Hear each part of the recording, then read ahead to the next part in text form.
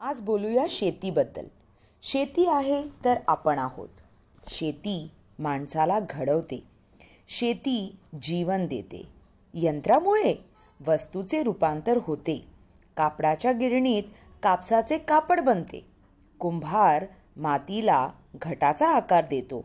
पिठाच्या गिरणीत धान्याचे पिठात रूपांतर होते.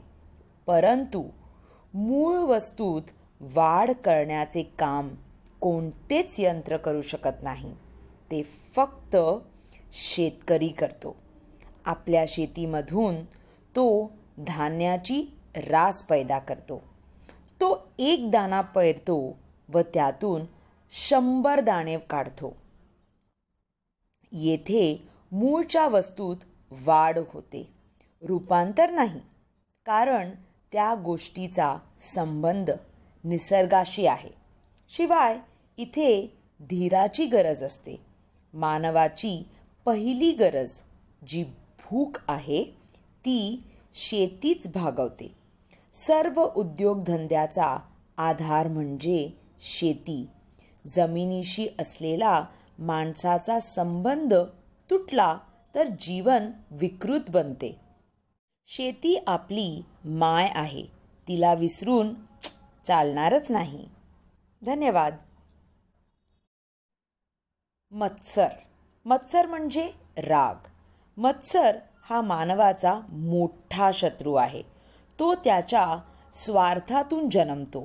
मत्सरी लोक इतरांवर जळफळतात, त्यांचा अपमान करतात, तिरस्कार करतात, त्यांना घालून पाडून बोलतात आणि त्यांना मनस्ताप देतात. मत्सरामुळे आपले आरोग्य, मन, स्वास्थ्य, एकाग्रता बिघडते. आपली शक्ती वाया जाते. आपली प्रगती खुंटते. दुसऱ्यांना आपल्यामुळे त्रास होतो तो वेगळा.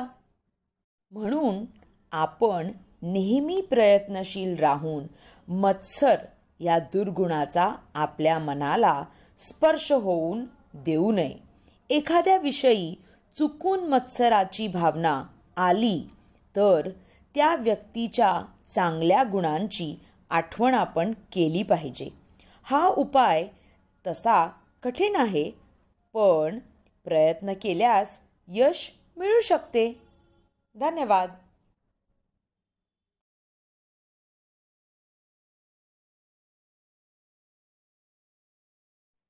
निसर्ग हा सौंदर्याचा अफाट सागर आहे.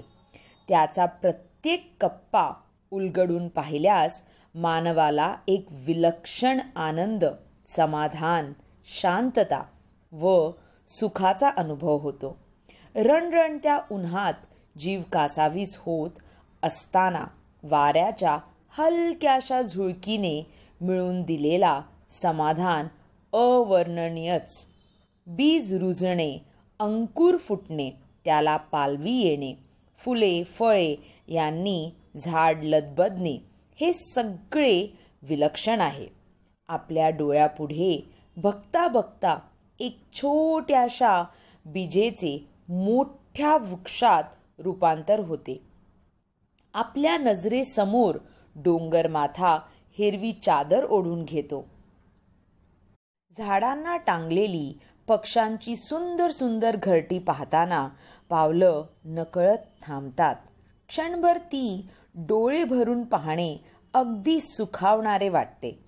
इवली इवली पाखरे किती सुंदर घरटी बांधतात याचे नवल व हेवाही वाटतो. साधे नदी किनारी जाऊन बसणे ही प्रचंड शांतता मिळवून देते. सुंदर सूर्योदय, विलक्षण सूर्यास्त, सागराच्या लाटांवर पडणारी सोनेरी किरणे, क्षितिज, हे सगळी दृश्य मन सुखावतात. विश्वाचा पसारा अफाट आहे, पण त्यातच गोडवाही आहे. निसर्ग प्रत्येक क्षणात एक नवीन छटा दाखवतो आणि प्रत्येक छटा आपल्या मनावर, हृदयावर छाप सोडते. निसर्गाच्या सौंदर्याचा थेंबही आपल्याला विलक्षण प्रसन्नता देऊन जातो. धन्यवाद.